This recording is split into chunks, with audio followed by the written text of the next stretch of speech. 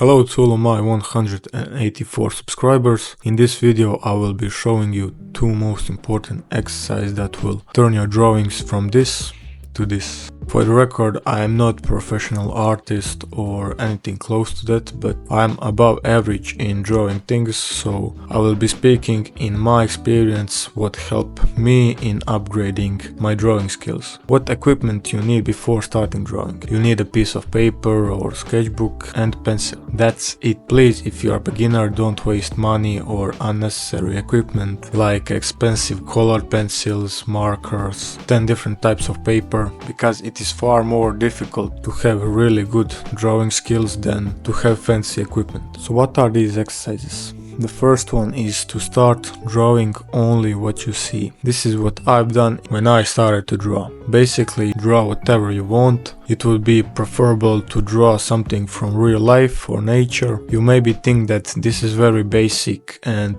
broad exercise, but if you are consistently implementing this exercise for months and years, guess what? You will be extraordinary in copying what you see and recreating it on a piece of paper. Imagine that like you are a printer and you can print wherever you want. Of course, when you start you will be very bad, but again, if you stay consistent you will get better. If you want to see if you made some kind of progress, try to redraw the thing that you draw from 1, 2 or 3 months ago. Let's say you draw a tree that is in front of your house 1 month ago. Draw it again as best as you can and you will see some kind of progress. That will help you to not get discouraged, because in the beginning it's very easy to get demotivated because you don't see any progress. This is what I've done in my first years of drawing, and I've become pretty good at replicating anything I want to draw. Another thing is that if you, for example, draw a human skull for 100 times, then probably you will be able to draw it without looking at the reference. It will be in your memory. If you want to draw, I don't know, a dog without looking at it, draw it a lot of times and eventually you won't need a reference. This one implements the first one, and that is to learn to draw simple shapes in perspective.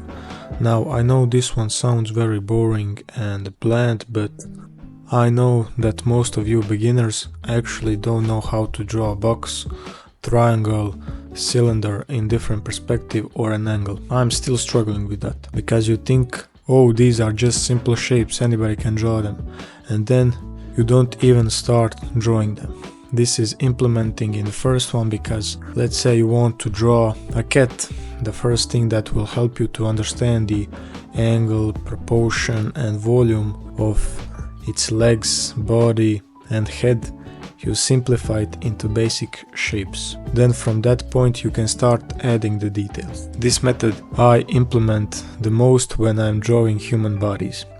If I start without any guidelines or shapes, it would be very hard for me to nail all the rotations, angles and proportions for every single body part.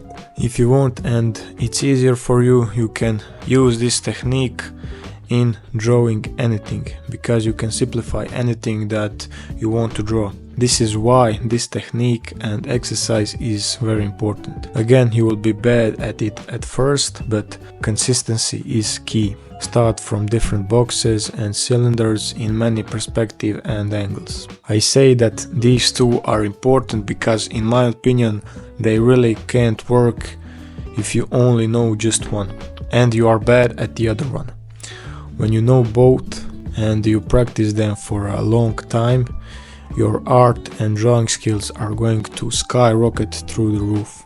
I am not perfect at them, but I'm sure and aware that they are crucial for drawing improvement. Yes, there are more practices that are related to shading, anatomy, balancing colors, but they came after you learned these two. So this video is not that long, but I hope that I helped you guys and guide you a little bit to bring your drawing skills to another level. And yeah, that will be it. Thank you for watching and see you in the next one.